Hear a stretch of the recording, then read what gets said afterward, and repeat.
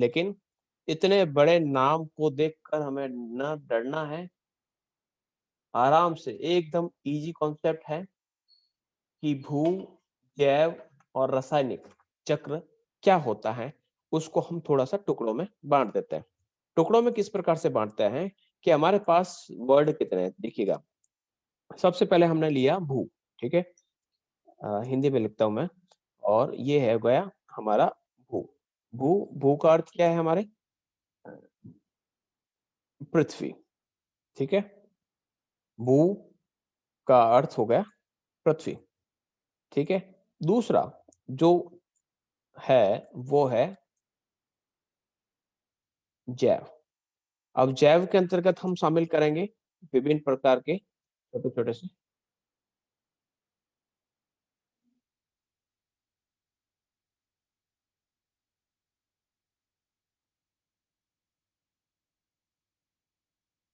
पौधे, ठीक है? इन पौधों के अलावा जैव में हम शामिल करते हैं छोटे-छोटे से जीव और हम इसके अंतर्गत शामिल करते हैं मानव को, ठीक है? भू, जैव, ठीक है? और तीसरा क्या है? रसायन, ठीक है?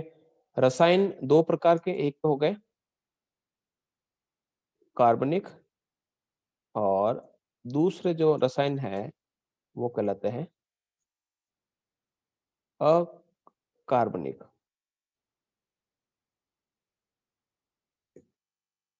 ठीक है? 2 प्रकार के ऑर्गेनिक एंड इनऑर्गेनिक, ठीक है? इसके बाद लास्ट जो वर्ड आता है, वो आता है साइकिल। साइकिल का अर्थ होता है चक्र, ठीक है? अब इन 3 शब्द हैं, जैसे कि इंग्लिश वाले भी जुड़ चुके हैं, इसलिए मैं थोड़ा-सा इंग्लिश में भी लिख देता हूँ, ठीक है? और ये है हमारा जियो, ठीक है? फिर है बायो, तीसरा शब्द है केमिकल, ठीक है? ये ओवरलैप हो गया, समझ लीजिएगा और एक हो गया साइकिल, ठीक है?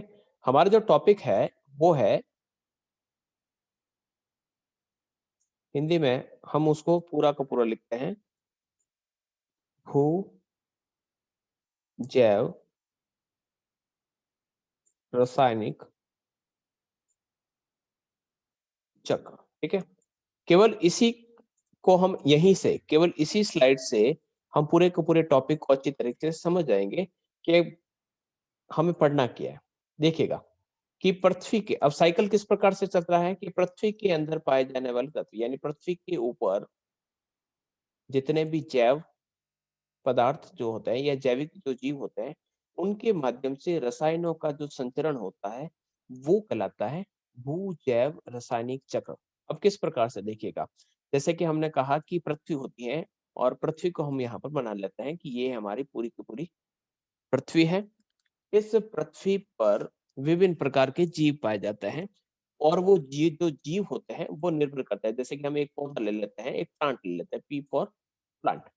अब ये प्लांट कुछ एनर्जी को अपना जो भोजन है वो बनाने के लिए अर्थ पर डिपेंडेंट है। तो अर्थ से वो कुछ मटेरियल्स को प्राप्त करेंगे। उसमें से कुछ कार्बनिक होंगे, कुछ अकार्बनिक होंगे। तो यानी ऑर्गेनिक तथा इनऑर्गेनिक जो पदार्थ है, वो प्लांट प्राप्त करता है। अब प्लांट कहाँ से प्राप्त करता है? वो सॉइल से प्राप्त करता है। सॉइल से जो न्यूट्रिशंस है, जो पोषण पदार्थ है किसमें पहुँचे? प्लांट्स में पहुँचे। प्लांट से वो पोषण जो पदार्थ है या जो पोषक या जो न्यूट्रिशंस है, वो किसमें पहुँचे? वो ह्यूमन में पहुँचे या फिर हम कह सकते हैं कि वो किसी एक एनिमल्स में पहुँचे। एनिमल्स या ह्यूमन से वो जितने भी जो न्यूट्रिशंस है, वो हमारे या फिर तो एनवायरनमेंट में आए और एनवायरनमेंट से वापस किसमें पहुँच गए? सॉइल्स में आ गए।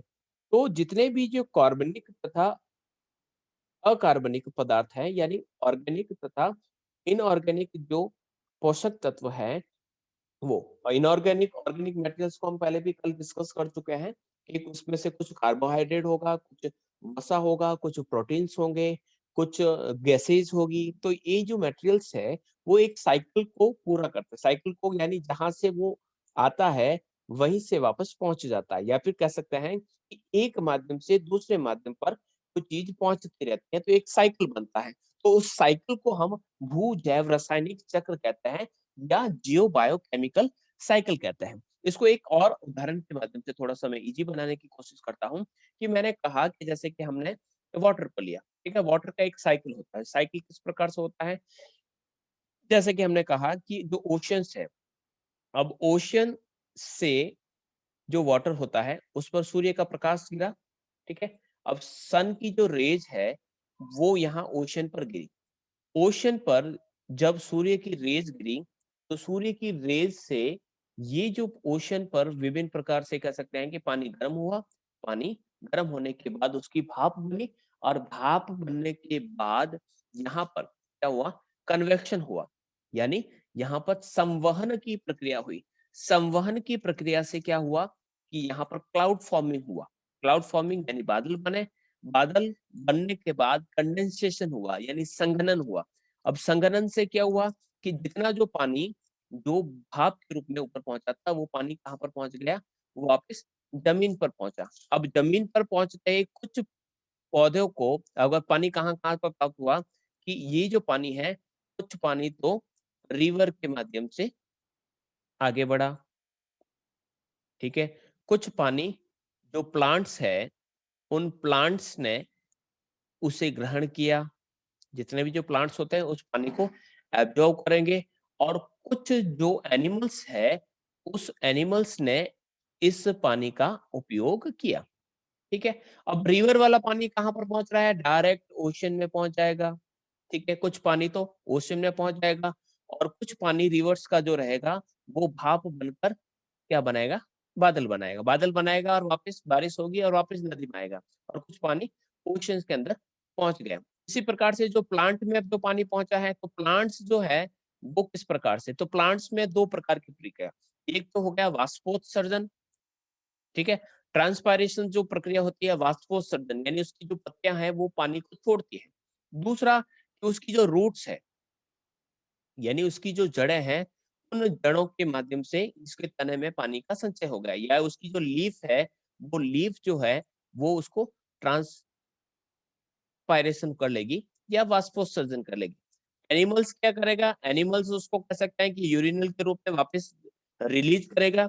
रिलीज करने के बाद हो सकता है कि वो इवेपोरेट हो जाए, या फिर कह सकते हैं वो यूरिनल पानी के माध्यम से वापस किसमें, नदी के माध्यम से ओशन में पहुंच जाएगा। तो पानी जो है इस प्रकार से घूम रहा है, एक माध्यम से दूसरे माध्यम से घूम रहा है। तो ये क्या बन गया, एक इसका साइकिल बन गया। तो इस प्रकार का जो साइकिल होता है, जो सिस्टम होता है, एक सर्कुलर सिस्टम बनता है, उसे हम जियो बायोकेमिकल साइकिल के नाम से जानते हैं। आई होप यहाँ तक आपका कॉन्सेप्ट क्लियर हो चुका होगा। आगे बढ़ते हैं, वन स्लाइड से स्लाइड चलते हैं और हम देखेंगे कि किस प्रकार से भू जैव रासायनिक चक्र, तो भू मीन्स हमारा अर्थ, जैव यानी हमारा बायोम जिसके अंतर्गत हमारे प्लांट्स, हमारे विभिन्न प्रकार के एनिमल्स और ह्यूमन इसी के अंदर रखा जाएगा। रासायनिक पदार्थों के अंतर्गत कुछ ऑर्गेनिक होंगे और कुछ इनऑर्गेनिक होंगे। ये जो पदार्थ होते हैं वो किस प्रकार से, यानी रासायनिक पदार्थ जीव, जीव से भूमि, भूमि से वापस रसायन, रसायन से वापस जीव, जीव से भूमि। तो इस प्रकार से एक साइकिल चल रहा है और इसी साइकिल को जियो बायोकेमिकल साइकिल के नाम से जाना जाता है। तो ये तो था इसका अर्थ। तो एक इकोसिस्टम में, एक पारिस्थितिकी तंत्र में पोषक पदार्थों का, यानी जो भी जो न्यूट्रिशंस है वो, या जितने भी जो मिनरल्स है वे जीवित से अजैवित घटकों के बीच में, जीवित का अर्थ हो गया कि यहाँ पर बात की जा रही है कि वे जो पदार्थ है, जो पोषक तत्व है, वे बायोटिक, बायोटिक्स यानी जैविक पदार्थों से ए बी अबायोटिक कंपोनेंट्स के बीच में परस्पर परिचक्रण यानी एक साइक्लिंग प्रोसेस से लगभग वृत्ताकार चक्र में जारी रहता है। अब जारी क्या रहता है कि जो पोषक पदार्थ है और जो खनिज पदार्थ है, जो मिनरल्स है और जो न्यूट्रिशंस है, वे जीवित पदार्थों से अजीवित पदार्थों के बीच में लगातार घूमते रहते हैं, एक माध्यम से दूसरे माध्यम से। पौधे से शाकाहारी में आए, शाकाहारी से मांसाहारी में गए, मांसाहारी से अपघटक में गए, अपघटक से वापस मिट्टी में मिले, मिट्टी से वापस पौधे ने प्राप्त किया, पौधे से वापस शाकाहारियों ने प्राप्त किया। तो ये जो साइकिल है चलता रहता है। तो इस प्रकार से भू जैव रासायनिक चक्र उन मार्गों को प्रदर्शित करता है, उन रास्तों को प्रदर्शित करता है जिसमें इन पोषक पदार्थों का, यानी जो भी न्यूट्रिशंस है, न्यूट्रिशंस तो आपके पोषक पदार्थ और खनिज, ये न्यूट्रिशंस और विभिन्न प्रकार के जो मिनरल्स है, वे पृथ्वी के जैविक यानी अर्थ के बायोटिक तथा अबायोटिक कारकों से होकर गुजरता है। तो ये जो सिस्टम चलता है, इस सिस्टम को हम जियो बायो केमिकल साइकिल के नाम से जानते हैं। बढ़ते हैं आगे और अगली स्लाइड में इसी के प्रकार को वापस समझते हैं कि जियो बायोकेमिकल साइकिल क्या होता है। तो अजैविक तत्वों के जैविक प्रावस्था, प्रावस्था यानी सिचुएशन में परिवर्तन तथा इनके अकार्बनिक अर्थात अजैविक रूप में परिवर्तित करने की प्रक्रिया को भू जैव रासायनिक चक्र के नाम से जाना जाता है। अजैविक पदार्थ कौन कौन से, पहले तो ये हमें पता होना चाहिए। अजैविक पदार्थों का अर्थ हो गया है कि मिट्टी, ठीक है, जल, सूर्य का प्रकाश, ये क्या है, अजैविक है, श्वसन क्रिया नहीं करते हैं, इसलिए अजैविक है। इनके द्वारा या इन तत्वों के जैविक प्रावस्था में परिवर्तन, तो ये जीवों में परिवर्तन लाते हैं।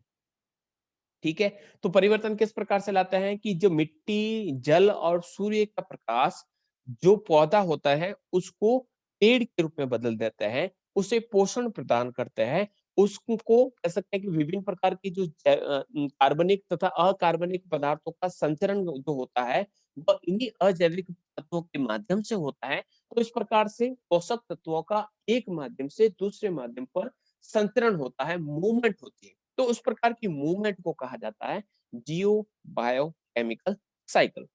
पौधे अपनी वृद्धि के लिए, अपनी ग्रोथ के लिए किस पर डिपेंडेंट है, सूर्य ऊर्जा पर। सौर का जो प्रकाश है जिसे इंसोलेशन कहा जाता है, सूर्य का प्रकाश, जल, वाटर और कार्बन डाइऑक्साइड के अलावा मिट्टी से वो विभिन्न प्रकार के खनिज प्राप्त करते हैं। देखिएगा किस प्रकार से न्यूट्रिशंस की मूवमेंट होती है। तो पौधे स्वपोषी होते हैं, अपना भोजन खुद बनाते हैं। तो सूर्य के प्रकाश में वह क्लोरोफिल की सहायता से अपने जो रसायन, जो सूर्य की जो इंसोलेशन है उसे वो एक ग्लूकोज में बदलते हैं, कार्बोहाइड्रेट्स बनाते हैं। तो इस प्रकार से वो अपना भोजन बनाते हैं, फोटोसिंथेसिस की प्रोसेस करते हैं। और जल, जल अपनी रूट के माध्यम से जल को प्राप्त करते हैं, कार्बन डाइऑक्साइड को प्राप्त करते हैं और मिट्टी से विभिन्न प्रकार के पोषक तत्व, न्यूट्रिशंस तथा मिनरल्स को प्राप्त करते हैं। पारिस्थितिकी तंत्र में भी अनेक खनिज प्रदान प्राप्त करते हैं, यानी जो इकोसिस्टम है में भी ये जो प्लांट्स है वो अनेक विभिन्न प्रकार के जो खनिज पदार्थ हैं उन्हें वे प्राप्त करते हैं। तो एक इकोसिस्टम में पोषक तत्वों की गतिशीलता, कि एक के पास जो पोषक तत्व है वो दूसरे के पास कैसे पहुंचेंगे, तो जीवों में जीवन की, जीवों में जीवन का संचार करती है। यानी पोषक तत्व जैसे कि पौधे के पास है, ए है प्लांट, प्लांट से वो पहुंचेगा बी तक, बी से पहुंचेगा सी पर, सी से पहुंचेगा डी पर। ए फॉर क्या है, ये आपके आपके प्रोड्यूसर्स हैं, यानी ये ग्रीन प्लांट्स है। फिर इस पर डिपेंडेंट रहने वाला है consumer, consumer first, consumer second और कंज्यूमर थर्ड। कंज्यूमर फर्स्ट हमारा शाकाहारी, कंज्यूमर सेकंड हमारे मांसाहारी और कंज्यूमर जो थर्ड है वो है आपके ओमनिवोरस जो सर्वाहारी है, सभी प्रकार का भोजन करते हैं। तो इस प्रकार से उसके बाद डीकम्पोजर्स के पास पहुंचेगा और वापस डीकम्पोजर उसको अर्थ की जो सॉइल में डिसॉल्व कर लेंगे या फिर एनवायरमेंट में उसे घोल देंगे। तो इस प्रकार से ये जो सिस्टम है वो लगातार चलता रहता है और इस सिस्टम को हम एक साइकिल के रूप में देखते हैं। कैसे चलता है, आगे बढ़ते हैं कि जीवों के लिए आवश्यक पोषक तत्वों में गैस, विभिन्न प्रकार की जो गैस, चाहे कार्बन डाइऑक्साइड हो, चाहे वह ऑक्सीजन हो, चाहे नाइट्रोजन नाइट्रोजन हो, वो काफी महत्वपूर्ण है। पोषक तत्वों में गैस व खनिज काफी महत्वपूर्ण है। पोषक तत्व का आशय, पोषक तत्व यानी न्यूट्रिशंस कौन से हैं? तो वे हैं जो जैविक तथा अजैविक पदार्थ जो जीवों की राशि, या फिर कह सकते हैं कि इसको पोषक तत्व जो है वो जीवों से, जैविक पदार्थों से भी प्राप्त होते हैं और अजैविक पदार्थों से भी प्राप्त होते हैं। इससे क्या होता है कि जितने भी जो जीव होते हैं, उनकी जो शारीरिक रचना होती है, उसके अंतर्गत जो टिश्यूज जो होते हैं, उसके जो ग्रोथ होती है, उसमें वो सहायक होता है। यानी पोषक तत्व एक जीव को, एक पौधे को अपनी ग्रोथ को बढ़ाने में, अपने टिश्यूज को बनाने में, अपनी ग्रोथ को डेवलप करने के लिए सहायक होती हैं। इसलिए पोषक तत्वों की आवश्यकता उसे रहती है। गैस, वायुमंडल और खनिज, ठीक है? गैस किससे प्राप्त होती है? वायुमंडल से। और खनिज उसे कहाँ से प्राप्त होते हैं? मिट्टी से प्राप्त होते हैं। इसी प्रकार से पौधों की जो प्रक्रिया है, वह सूर्य से सौर की ऊर्जा प्राप्त करते हैं और जो जड़ें होती हैं, वह मिट्टी से खनिज पदार्थों को प्राप्त करती हैं। पौधे प्रकाश संश्लेषण यानी फोटोसिंथेसिस की प्रक्रिया के द्वारा अपना भोजन प्राप्त करते हैं और वहीं से उससे अपनी अंगों की रचना और वृद्धि करते हैं। पत्तियां बढ़ेगी, पत्तियों की संख्या बढ़ेगी, जो तना है उसकी मोटाई बढ़ेगी, तो ये प्रोसेस लगातार चलती रहती है। जिस चक्र के द्वारा अंगों की रचना और वृद्धि करते हैं, यानी इसके द्वारा वो अपने अपने आप को फुली फुली डेवलपमेंट की दृष्टि से आगे बढ़ाते हैं। तो ये जो प्रोसेस है एक चक्रीय प्रक्रिया द्वारा पूरी होती है, जिसे हम भू जैव रासायनिक चक्र कहते हैं। यानी एक पौधे ने किस प्रकार से सूर्य का प्रकाश प्राप्त किया और मिट्टी से जड़ों के माध्यम से विभिन्न प्रकार के पोषक तत्वों को प्राप्त किया और धीरे धीरे अपने आप को एक पौधे से एक पेड़ यानी एक प्लांट से एक ट्री के रूप में अपने आप को आगे की तरफ बढ़ाया। तो वो पूरा की जो प्रोसेस है, वो एक भू जैव या जैव भू रासायनिक चक्र के नाम से जाना जाता है। बात करते हैं ऑक्सीजन। तो जितने भी जो जीवित प्राणी हैं, उसमें ऑक्सीजन की मात्रा लगभग 70% के आसपास पाई जाती है। जीवित जैसे कि आप और मैं हैं, तो लगभग 70% ऑक्सीजन की मात्रा यहाँ पर पाई जाती है। जीवों में हाइड्रोजन की मात्रा कितनी है? 10.5% है। कार्बन डाइऑक्साइड कितनी है? लगभग 18% के आसपास कार्बन डाइऑक्साइड पाई जाती है। यानी हर एक जीवों में, हम जीवों का जो परसेंटेज वो इस प्रकार से बताया गया है कि किस प्रकार से मुख्य रूप से हाइड्रोजन, कार्बन डाइऑक्साइड और ऑक्सीजन विभिन्न प्रकार के जीवों में इस मात्रा में पाई जाती है। इसके अलावा नाइट्रोजन, सल्फर, फास्फोरस, ये भी प्रोटीन के निर्माण में काफी उपयोगी होते हैं। यानी न केवल हमें गैस की आवश्यकता है, विभिन्न प्रकार के लवणीय पदार्थ या फिर हम विभिन्न प्रकार के जो न्यूट्रिशंस हैं, उनकी भी आवश्यकता ये जीवित प्राणियों को रहती है। और ये जितने भी जो पोषक तत्व होते हैं, वो पर्यावरण में ठोस, द्रव और गैस के रूप में हमें उपस्थित मिलते हैं। यानी ठोस के रूप में जैसे कि मिट्टी मिल गया, द्रव के रूप में हमें पानी मिल रहा है, गैस के रूप में हमें ऑक्सीजन और विभिन्न प्रकार के नाइट्रोजन वगैरह गैसें, सल्फर वगैरह गैसें हमें प्राप्त हो रही है। जैव भू रसायनिक में 3 प्रकार के तत्वों को शामिल किया जाता है। कुछ मैक्रो, ठीक है, कुछ माइनर और क्या कह सकते हैं एकदम बिल्कुल भी सूक्ष्म जो होते हैं, वो इस प्रकार के 3 भागों में बाँटा जा सकता है। बहुत ज़्यादा मात्रा में कौन-कौन सी चीज़ें मिलती हैं, तो ऑक्सीजन, कार्बन डाइऑक्साइड, हाइड्रोजन जो रहते हैं वृहद तत्व होते हैं, ठीक है? ये जो गैसें होती हैं जीवों में कोशिकाओं का निर्माण करते हैं, यानी विभिन्न जीवों में विभिन्न प्रकार के जो कोशिकाएँ होती हैं, वो बनती हैं ऑक्सीजन, कार्बन डाइ और हाइड्रोजन के सहयोग से बनती हैं। कुछ गौण तत्व होते हैं जिनसे कोशिका द्रव्य का निर्माण होता है, जैसे फास्फोरस, गंधक, कैल्शियम, नाइट्रोजन, मैग्नीशियम, पोटेशियम, ये भी कह सकते हैं आपके कोशिका द्रव के निर्माण में सहायक होते हैं। कुछ छोटे-छोटे से सूक्ष्म तत्व भी होते हैं, जिनमें zinc, iron, copper, chlorine, manganese, इनको भी शामिल किया जाता है। इनकी हमें बहुत कम मात्रा में आवश्यकता होती है, लेकिन हमें आवश्यकता होती है। तो ये 3 प्रकार के छोटे से बड़े स्तर के जो तत्व होते हैं, एक भू-जैव रासायनिक चक्र के अंतर्गत पाए जाते हैं और यही एक माध्यम से दूसरे माध्यम तक पहुँचते हैं। यानी किस प्रकार से, यानी ऑक्सीजन जो है, वह कहाँ से मिलती है, या फिर ऑक्सीजन का किस प्रकार से सोर्स है, इसको एक हम समझते हैं। वैसे बहुत सारे डायग्राम हमारे आगे की क्लासेस के अंतर्गत जो स्लाइड्स हैं, उसके अंतर्गत हम देखने को मिलेंगे।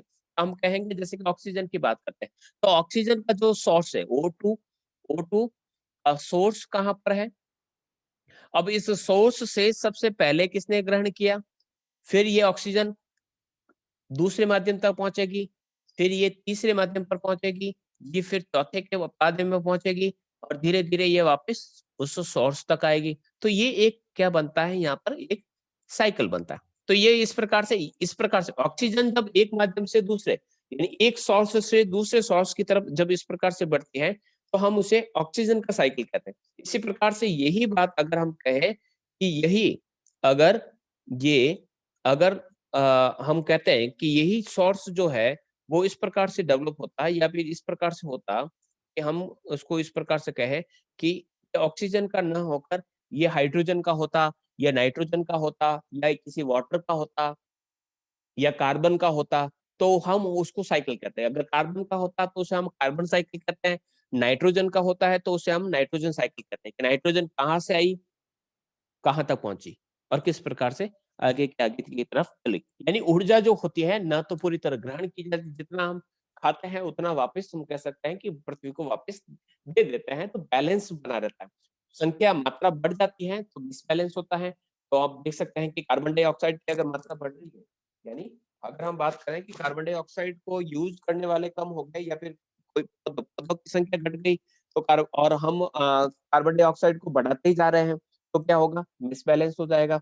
तो एक साइकिल जो होता है वो अगर लगातार चलता रहता है, उसके सारे के सारे जो कंपोनेंट्स जो होते हैं, लगातार काम करते रहते हैं, तो इस प्रकार की समस्या नहीं आती। तो इस प्रकार से एक साइकिल चलता रहता है। मूल जैव रासायनिक चक्र क्या होता है? तो इसमें एक स्थान से दूसरे स्थान के बीच में अणुओं का स्थानांतरण होता है। ठीक है? इसमें द्रव्य यानी जो लिक्विड होता है, वह एक स्थान से दूसरे स्थान पर स्थानांतरण हो पाता है।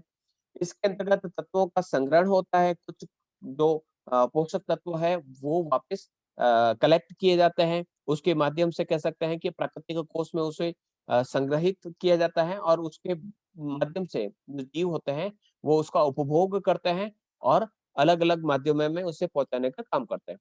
अगर किसी प्रकार का असंतुलन यानी मिसबैलेंस होता है, तो उस समय जो इकोसिस्टम है, वह पूर्ण स्थिति में लाने में मदद भी करते हैं। अगर बैलेंस हो गया, मिसबैलेंस हो गया तो किसी न किसी प्रकार से ये जो तत्व होते हैं यानी भू-जैव रासायनिक चक्र जो होता है, वो वापस उसको बैलेंस को बनाने में लग जाता है।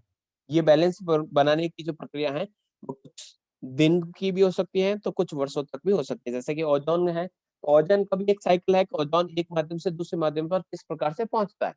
तो उसी प्रकार से अगर मान लें कि ओज़ोन की मात्रा एकदम घट गई है, तो मनुष्य चाह कर भी उस ओज़ोन की मात्रा को वापस वहाँ पर ओज़ोन के छिद्र को वापस बना नहीं सकता। तो ओज़ोन क्या करेगा यानी इको के अंतर्गत वो जो बैलेंस है वो आराम से वापस सही हो जाएगा। तो इस प्रकार से धीरे-धीरे समय लग सकता है, सही भी हो सकता है कम समय में और अधिक भी समय लगता है, लेकिन इस प्रकार से जो एक भू-जैव रासायनिक चक्र होता है, वो इकोसिस्टम के विभिन्न प्रकार के जैविक तथा अजैविक तत्वों को आपस में जोड़ने का काम करता है। भू-जैव रासायनिक चक्र को एक पोषक चक्र कहा जाता है। पोषक चक्र क्यों कहा जाता है? क्योंकि इसके अंदर पोषक तत्वों का एक माध्यम से दूसरे माध्यम की ओर चक्रण होता है। ये एक माध्यम से दूसरे माध्यम तक पहुँचते हैं। क्यों? क्योंकि इसके अंतर्गत विभिन्न जीवधारी का अर्थ होता है आपके लाइफ ऑर्गेनिज्म को हम इस प्रकार से कह सकते हैं कि जिसके अंतर्गत जो सजीव प्राणी है, उसके अंतर्गत विभिन्न प्रकार के जो यौगिक जो पाए जाते हैं, जो उसके लिए काफ़ी लाभदायक होते हैं, वो उनका हस्तांतरण उसके माध्यम से किया जाता है। तो इसके माध्यम से 2 प्रकार के कार्य 2 घटक होते हैं, एक तो संग्रह कोष यानी जहाँ पर उसको कलेक्ट किया जाता है, ठीक है? एक चक्रीय कोष जिसमें मूवमेंट होती है। यानी कह सकते हैं कि ये तो है हमारा एक अ, एक तिजोरी है जिसके अंदर हम इसको रख रहे हैं, कलेक्ट कर रहे हैं, इसको हम डिपॉज़िट कर रहे हैं और यहाँ पर इसका चक्रीय यानी इसको बाँटा जा रहा है। सेकंड नंबर को में क्या किया जा रहा है? बाँटा जा रहा है। तो संग्रह कोष क्या है? तो जितने भी जो न्यूट्रिशंस है, जो पोषक तत्व है, कहाँ पर पाए जाते हैं? तो वायुमंडल में पाए जाते हैं। उनका एक बैंक है वायुमंडल। कुछ चट्टानों में इसे रखा जाता है। तो जहाँ पर ये संचित रहते हैं, वो कहलाता है उसका संग्रह कोष, ठीक है? और चक्रीय कोष का अर्थ होता है कि जहाँ पर इसको बाँटा जाता है, अलग-अलग जगह पर भेजा जाता है। तो इसमें उसके जो एजेंट्स होते हैं पौधे और जंतु, ठीक है? ये क्या करते हैं, इसको एक माध्यम से दूसरे माध्यम तक पहुँचाते हैं। जैसे कि पौधा, अब जैसे कि वायुमंडल में जो एनर्जी है, वो सबसे पहले किसने प्राप्त की? प्लांट्स ने प्राप्त की। प्लांट ने उसे दिया एनिमल्स को। अब एनिमल्स को यूज़ किया ह्यूमन ने। ह्यूमन ने उनको जो वेस्ट के रूप में दिया डिकम्पोज़र को। अपघटक जो होता है डिकम्पोज़ करता है, और डिकम्पोज़र वापस किसको दे देंगे? वायुमंडल को दे देंगे। यानी यहाँ से हमें जितना प्राप्त हुआ था, वापस हमने उसको पहुँचा दिया, लेकिन एक सिस्टम से पहुँचाया। सबसे पहले प्लांट्स, यानी हम डायरेक्टली, अगर ऐसा नहीं होता है कि वायुमंडल से डिकम्पोज़र है डायरेक्ट खाना खा ले, क्योंकि डिपेंडेंट है। ये सारे के सारे डिपेंडेंट है, क्योंकि एनिमल्स है वो डिपेंडेंट किस पर है? प्लांट्स पर है। ह्यूमन किस पर है? प्लांट्स पर डिपेंडेंट है। और जो डिकम्पोज़र होते हैं वो दोनों पर डिपेंडेंट है। प्लांट्स जब डेड हो जाएगा, या एनिमल डेड हो जाएगा, या ह्यूमन डेड हो जाएगा, तो ही उसका डिकम्पोज़र वर्क स्टार्ट होगा। तो इस प्रकार से एक सिस्टम जो बन गया, वो आपका भू-जैव रासायनिक चक्र के नाम से जाना जाता है। तो इसके अंतर्गत पाए जाने वाले तत्वों को किस प्रकार से किया जाता है, ये पहले से मैं बता चुका हूँ। कुछ बड़े स्तर के होते हैं, ठीक है? तो माइक्रो काफ़ी छोटे-छोटे से होते हैं, जिसे सूक्ष्म तत्व कहा जाता है। जैसे कि बोरान जो होता है, वो हरे पौधों द्वारा इसका प्रयोग किया जाता है। कॉपर जो होता है, तो कुछ एंजाइम्स इसका यूज़ करता है। मॉलिब्डेनम जो होता है, वो नाइट्रोजन स्थिरीकरण के द्वारा बैक्टीरिया के द्वारा यूज़ किया जाता है। तो ये सूक्ष्म-सूक्ष्म से छोटे-छोटे से न्यूट्रिशंस है, जो बहुत छोटे-छोटे स्तर पर उपयोग किए जाते हैं। और कुछ बड़े तत्व होते हैं, जैसे कि कार्बन डाइऑक्साइड, हाइड्रोजन है, ऑक्सीजन है, नाइट्रोजन है, फास्फोरस है, सल्फर है। तो ये बड़े स्तर पर पाए जाने वाले जो तत्व हैं, जिनका भू-जैव रासायनिक चक्र चलता है। यानी भूमि से या फिर जीवों से भूमि में, भूमि से रसायन में, रसायन से वापस जीवों में, वापस भूमि में, फिर रसायन में। इस प्रकार से ये सिस्टम बनता रहता है, लगातार चलता रहता है। तो इस प्रकार से ये तत्व चलते हैं। जैसे कार्बन, तो कार्बन का एक साइकिल चलेगा कि कार्बन कहाँ से आता है और कहाँ पर किस प्रकार से एक सिस्टमैटिक तरीके से वापस घूमते हुए जहाँ से आया वहाँ पर पहुँच जाता है। इसी प्रकार से हाइड्रोजन का भी साइकिल चलेगा, ऑक्सीजन का साइकिल चलेगा, नाइट्रोजन का भी चलेगा, फास्फोरस का भी चलेगा और सल्फर का भी चलेगा। तो इनमें से जो चक्र हमारे अभी कोर्स में हैं, उन कोर्स में पाए जाने वाले चक्रों के बारे में हम अध्ययन करेंगे। तो भू-जैव रासायनिक चक्र कितने प्रकार के होते हैं? तो भू-जैव रासायनिक चक्रों को हम मुख्यतः 2 भागों में डिवाइड कर सकते हैं। कुछ गैसीय होते हैं और कुछ सेडिमेंट्री होते हैं, ठीक है? गैसियस, और इसके अंतर्गत वायुमंडल के माध्यम से पदार्थों का संचरण होता है। और जो सेडिमेंट्री जो साइकिल होता है, उसमें स्थलमंडल यानी जो लिथोस्फीयर है, और जलमंडल यानी जो हाइड्रोस्फीयर है, उसके माध्यम से जमीन और पानी में पदार्थों का स्थानांतरण होता है। तो इसको 2 भागों में बाँट सकते हैं, गैसियस साइकिल और सेडिमेंट्री साइकिल। अब गैसियस साइकिल्स के अंतर्गत इस प्रकार से चलता है, तो आपके जल, कार्बन, ऑक्सीजन और नाइट्रोजन, ये गैसियस साइकिल के अंतर्गत। जल को क्यों रखा जाएगा? क्योंकि इसके अंदर हाइड्रोजन होता है, गैसियस है। हाइड्रोजन और ऑक्सीजन मिलकर पानी बनाते हैं, तो ये आपकी इसके अंतर्गत शामिल किया जाएगा। इसी प्रकार से जो अवसादी साइकिल है, या जो सॉलिड जो पदार्थ होते हैं, उनका यहाँ पर साइकिल होता है, तो यहाँ पर फास्फोरस और गंधक यानी सल्फर का यहाँ पर मूवमेंट होता है। तो इस प्रकार से इन साइकिल्स को हम इस प्रकार से पढ़ेंगे। तो मेनली आपके बीए तृतीय वर्ष के अंतर्गत ये आपका हाइड्रो साइकिल है, कार्बन साइकिल है, ऑक्सीजन साइकिल है और नाइट्रोजन साइकिल तो है। इसके अलावा अगर फास्फोरस या सेडिमेंट्री साइकिल भी है, तो उसको भी हम डिटेल में पढ़ेंगे। बढ़ते हैं आगे। कार्बन चक्र क्या होता है, उसको हम नेक्स्ट क्लास जो रहेगी उसके अंदर डिस्कस करेंगे।